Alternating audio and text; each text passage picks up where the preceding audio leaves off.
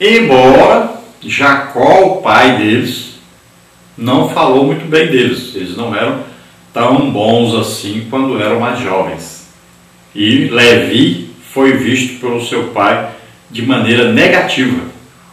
Mas a partir do momento que ele teve um encontro com Deus, né, então todo ele e seus filhos, seus descendentes, mudaram de atitude. Tópico 3, a vocação sacerdotal dos levitas. Não foi sem motivo que o Senhor escolheu a tribo de Levi como berço de Moisés e Arão. Êxodo 6, 14 a 27. De um lar tão piedoso saíram homens e mulheres de comprovada piedade. Aliás, tinha o Senhor uma aliança particular com Levi e sua descendência, como está lá em Malaquias 2, 4 e 5. Tendo em vista o caráter santo e distintivo da tribo de Levi, aprove a Deus separá-la para o sacerdócio, como está em Números 3, 45. Nesse processo, o Senhor apresentou os levitas como resgate de toda a nação de Israel. Ao invés de cada família entregar o seu primogênito ao serviço divino, a tribo de Levi foi apartada das demais para dedicar-se inteiramente a Deus. Números 3:12. Os levitas, pois, foram concedidos como dons a Israel, assim como os obreiros de Cristo foram entregues com o mesmo objetivo à igreja. Efésios 4, 8 a 12. Então Deus tem uma aliança particular com os levitas, escolheu os levitas porque foram fiéis a Deus, e dentre os levitas, então, vieram aqueles que foram servir a Deus em lugar de todo o povo de Israel. Seria como Deus pegar 10% do povo de Israel, que era a tribo de Levi. Se você ver na contagem aí, você vai chegar a esses números. Então, esses 10% de todo o povo de Israel vão ficar exclusivamente a serviço de Deus, representando todo o povo de Israel. Então eles ficaram aí como escravos, servos exclusivos de Deus, totalmente entregues a Deus, sem direito à herança de Israel, sem direito, como os outros tinham, a terras e tudo mais, porque foram servir exclusivamente a Deus. Para quem era materialista, foi um grande prejuízo. Para quem era espiritual, foi o maior lucro que podia ter, foi servir diretamente a Deus, né? Perderam as terras, mas estavam próximos de Deus. Então olha só, aí você tem que escolher. Nós estamos vendo aí pastores em nossos dias que estão escolhendo servir ao mundo, a fazer aliança com o mundo. Eles já tinham sido escolhidos, separados para ser exclusivos de Deus, mas agora não querem mais. Se tornaram tão materialistas que agora querem as coisas do mundo. É uma coisa muito triste isso. Temos aí pessoas importantíssimas que entregaram suas vidas a Deus, foram chamadas por Deus, tem um ministério de Deus, e estão trocando isso pelas coisas do mundo. Estão amando mais o mundo do que a Deus, amando mais o dinheiro do que a Deus, mais a posição social do que a Deus. E a Bíblia diz que quem entra na luta pela causa de Deus não pode ficar preso a nada do mundo. Veja 2 Timóteo 2, de 3 a 5, que lá diz que aquele que milita não se embaraça com coisas dessa vida. Então lá diz que essa pessoa não será coroada, porque não está militando legitimamente. Se você olhar também 2 Coríntios 6, 14, você vai ver que está escrito: não vos prendais a um jugo desigual com os infiéis. É coisa tremenda, né? Por exemplo, um partido político é um jugo desigual. Você está se colocando um jugo desigual com infiéis. E muitas vezes, partido ainda, por exemplo, comunista, partido que mata cristãos, que é contrário ao cristianismo, que nem se pregar o evangelho num país comunista pode. Então são coisas tremendas que nós temos visto ultimamente.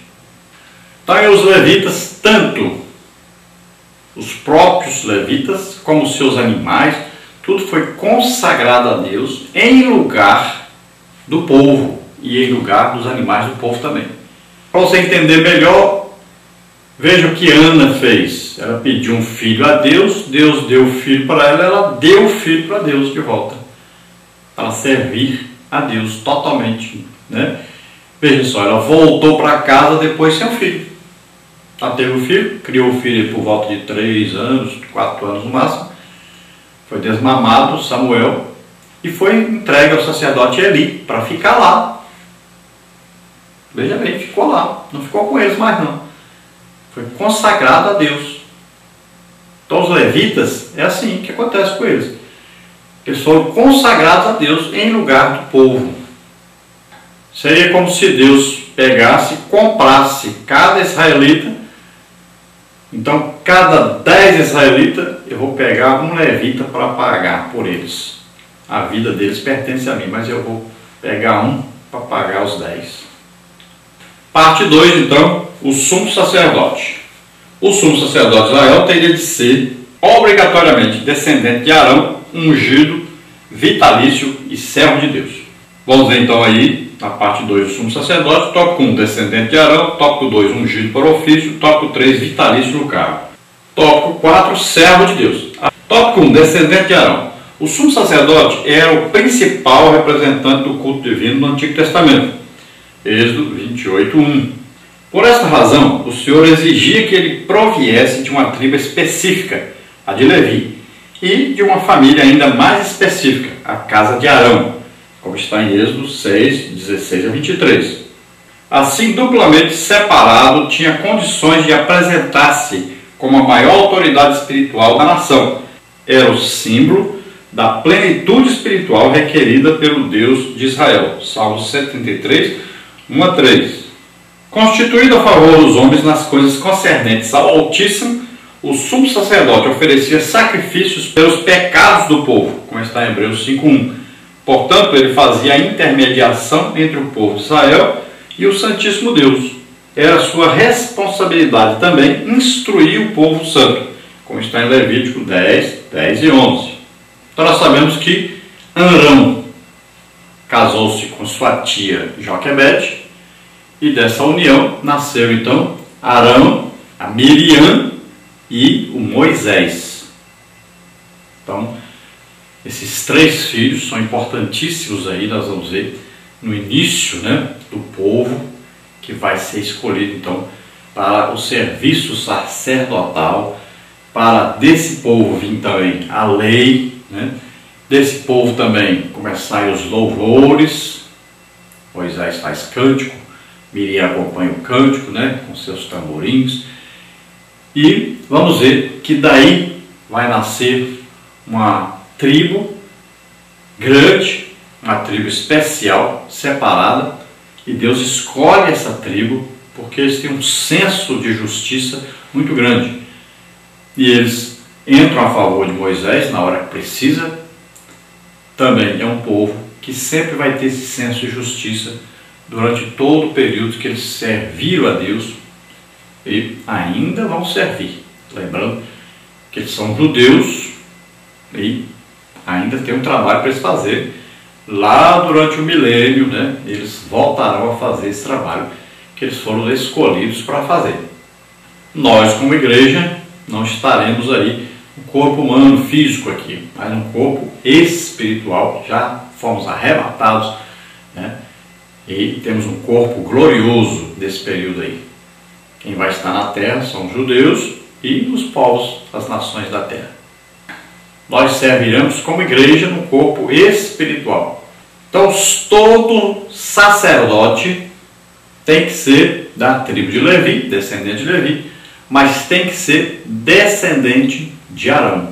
A partir daí, só a família de Arão é que é chamada para o sacerdócio.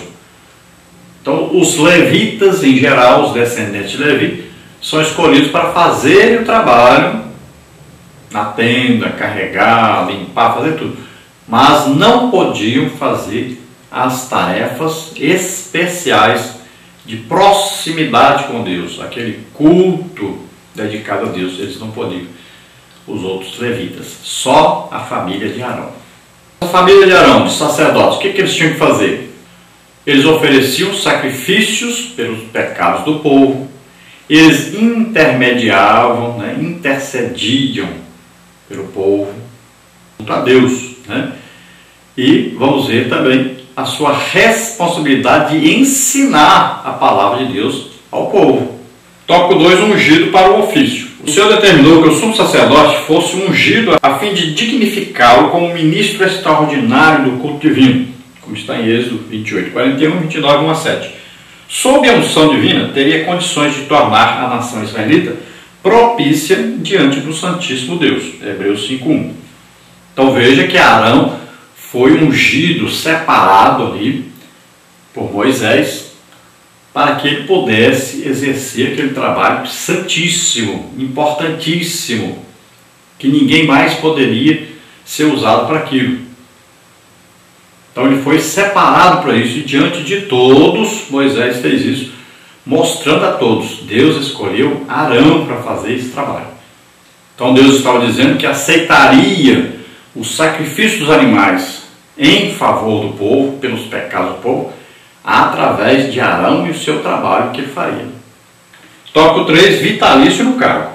A vitaliciedade do sumo sacerdote está patente na história da família de Arão. Antes de este morrer, Moisés o desvestiu das suas roupas sacerdotais para vesti-las em Eleazar, seu filho, como está em Números 20, 23 a 29. Então veja que a partir daí Arão, até morrer, é o sumo sacerdote. E ele só pode ser substituído por um de seus filhos. E veja bem que Eleazar, o seu filho, vai ser o seu substituto. Deus chama Moisés ao Monte Or e diz para ele: pegue Arão, seu filho Eleazar, traz aqui, porque ele vai morrer aqui, o Arão. Então você vai pegar as roupas do Arão, vai vestir no seu filho Eleazar, e ele vai substituir Arão. Então o sacerdócio é assim, é vitalício a partir daí, é até morrer o sumo sacerdote, para que outro pudesse entrar no seu lugar. Mais tarde, o mesmo Eleazar seria substituído então pelo seu filho Finéias, como está em 24:33. Todavia, no tempo do Novo Testamento, a vitaliciedade já não era observada, como está em João 11:49 a 51. Ao que tudo indica, havia um rodízio entre os principais membros da família de Arão, como está em Lucas 3:2. Então vemos que Eleazar foi substituído pelo seu filho Finéias depois. E nós vamos ver que no tempo de Jesus já faziam diferente. Não sabemos se Anás e Caifás aí, se um adoeceu e deu para outro seu sumo sacerdote, porque era uma desobediência a essa norma. Não tinha morrido o sumo sacerdote e já o seu genro assumiu o lugar dele. Não sabemos se era um conchavo entre família, tinham mudado por gosto, ou se era um caso de doença. Mas sabemos que não seguiam no tempo de Jesus o que estava predeterminado para o sacerdócio levítico. Quem sabe estavam fazendo como estão fazendo hoje com a igreja, que os presidentes só saem se for o filho para assumir o lugar, porque consideram a igreja como uma empresa. Não precisa da escolha de Deus, capacitação de Deus, confirmação de Deus, nada disso. Não é chamado de Deus, é chamado dos homens. Então, ficam ali os pastores, os presidentes hoje assim. Querem o que querem, só pode ser se for o filho dele. Parece que eles são levitas. Só pode ser que eles pensam que são levitas. Mas a igreja não funciona assim. Quem chama é Jesus. Quem coloca a pessoa é Jesus. E se a pessoa não tem chamada de Jesus, não tem confirmação de Jesus para o ministério, não pode ficar sendo como pastor presidente de uma igreja.